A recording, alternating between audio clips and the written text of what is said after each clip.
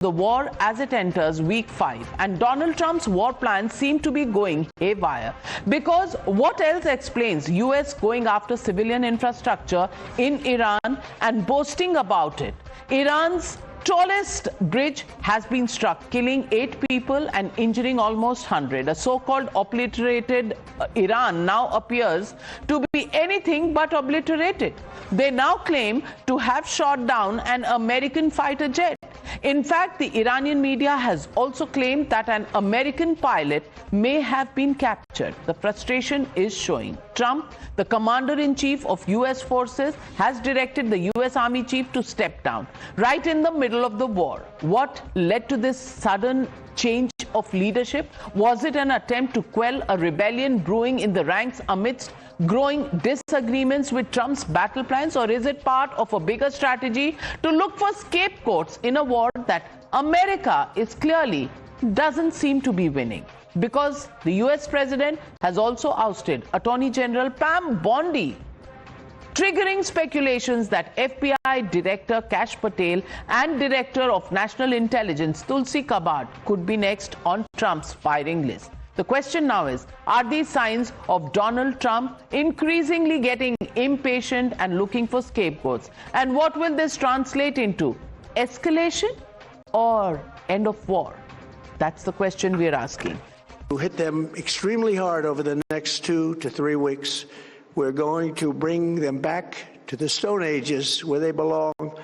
In the meantime, discussions are ongoing. Regime change was not our goal. We never said regime change, but regime change has occurred because of all of their original leaders' death. You're watching the News Hour at 9, debate number 2 on Times Now, Super Prime Time. And joining me on this debate is Sushant Sareen, Senior Fellow at the ORF, Peter Kuznick, Author and Professor of History, Director at the Nuclear Studies Institute of American University, Milad Rabbani, former Iranian diplomat, Vibhuti Jha, ex-Republican candidate for New York Assembly. First to you, Mr. Rabbani. Mr. Rabbani, a bridge being blown off, hundreds getting injured, 8 people dying. Are we seeing any end to this war that is going on? Is there any negotiation that was hinted at several times in the last 10 days? Anything in terms of negotiations on peace, or are we only looking at escalation? Hello, thank you for having me, and hello to dear colleagues. It's a very important and good question. For addressing your question, I can tell you, when you look at this war, it is, I believe, the first war in the history, in the human history, that the commander-in-chief, I mean Khamenei, have been killed in the first moment of the war. So it has an implication. What is the implication? The implication shows the Iranian regime, they have no respect for the lives of people. Even they are crippled in this matter. They cannot defend even themselves, even their commander-in-chief. And they are ready to do everything for their interest. U.S. attacked to some structures, infrastructures, and it started by attacking to some Iranian oil refineries.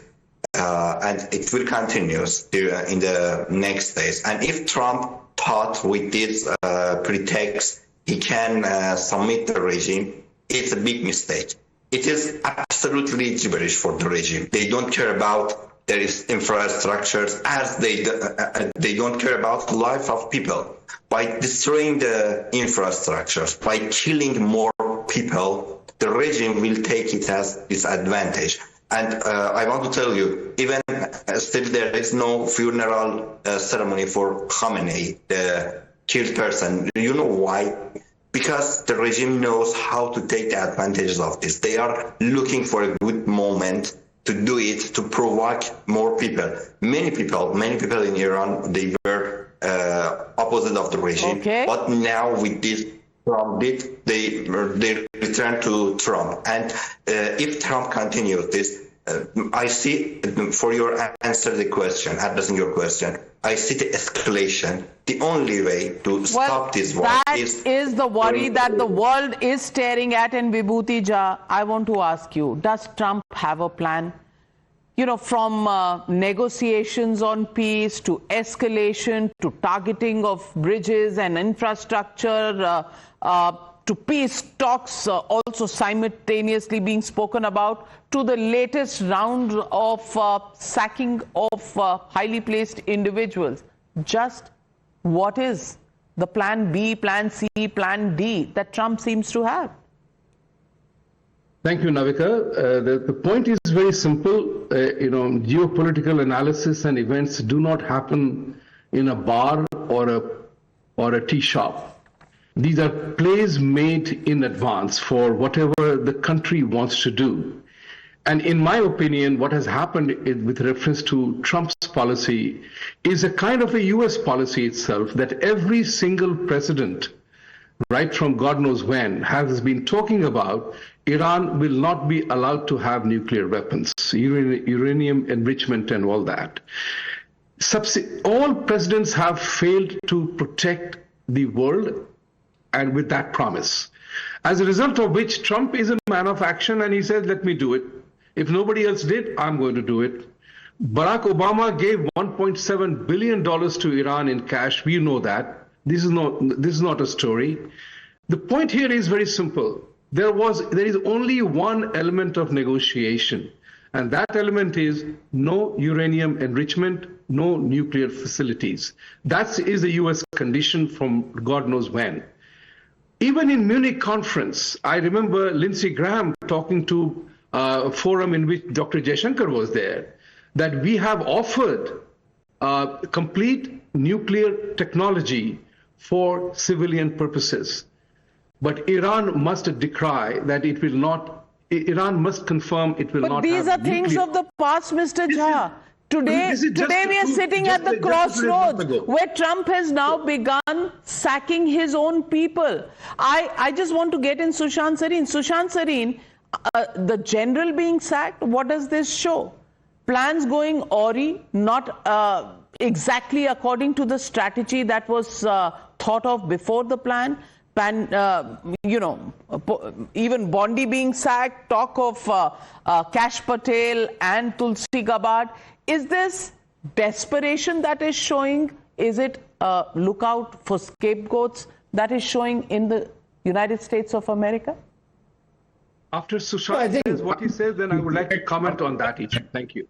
He has always looked for scapegoats. He's never taken responsibility on his own.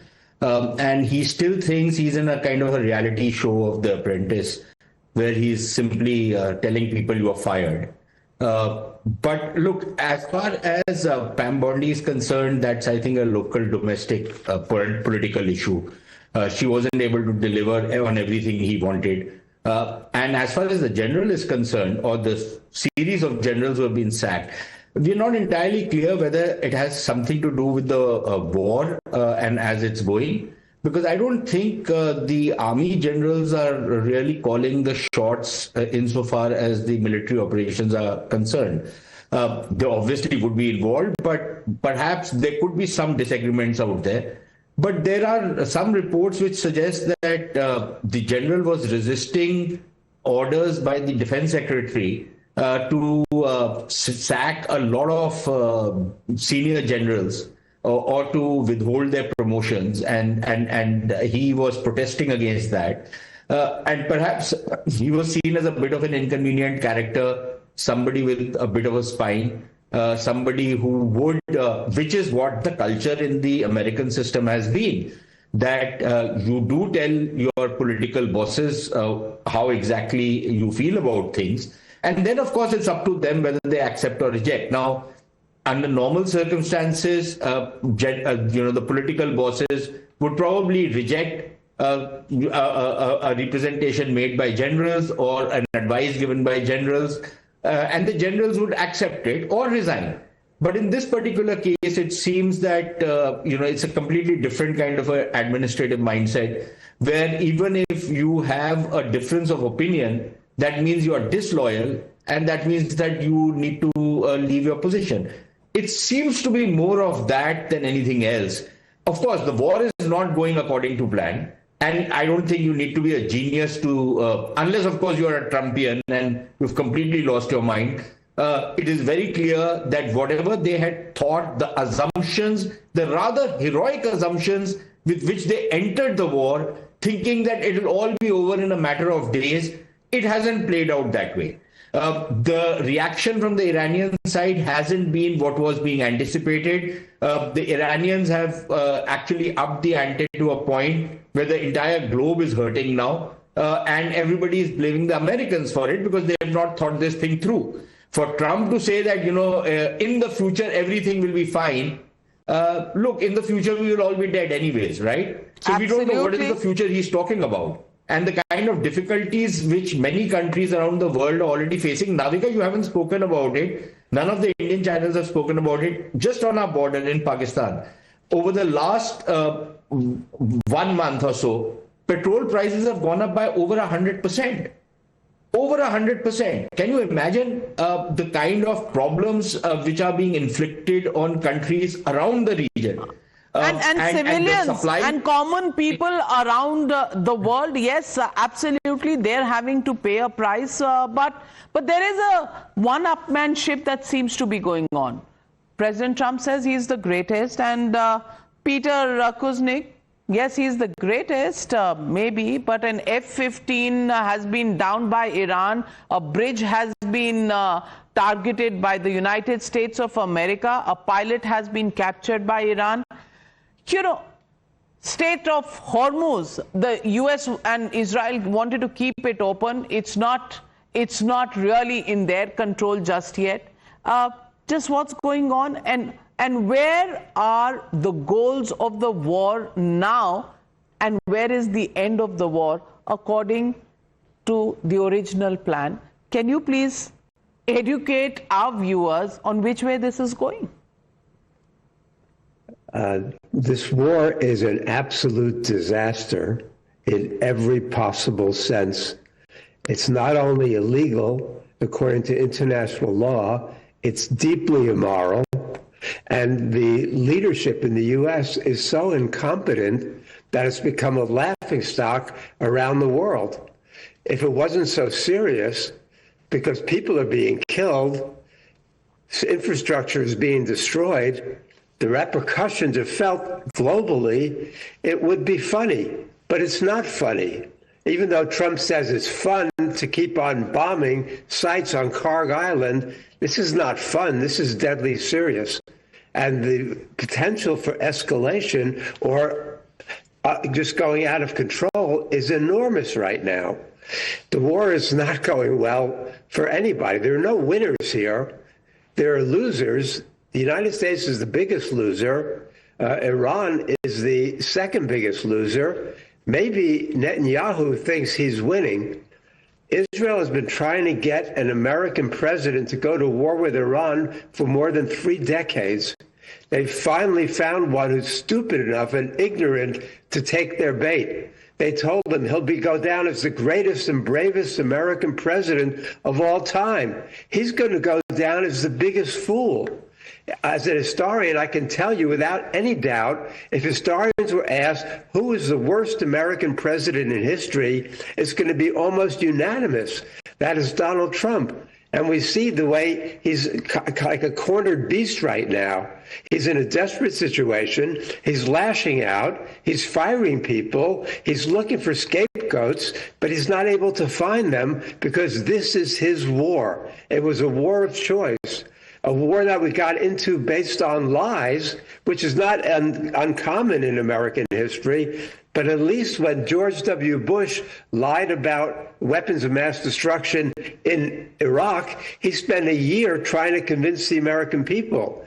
Donald Trump didn't even lay this out for a minute, why he was doing this. Well, I don't know who's desperate, more desperate, Iran, the United States, Israel, but certainly the desperation levels of common people across the world continues to rise because the impact of the war will keep playing out in times to come. Who's going to pay the price? Well, we're still in the process of finding out. We leave it at that. Thank you very much, gentlemen, for joining me on the News Hour tonight. And with that, it's a wrap. Good night, viewers. Be safe. Have a safe weekend. I'll be back on Monday with the News Hour at 9.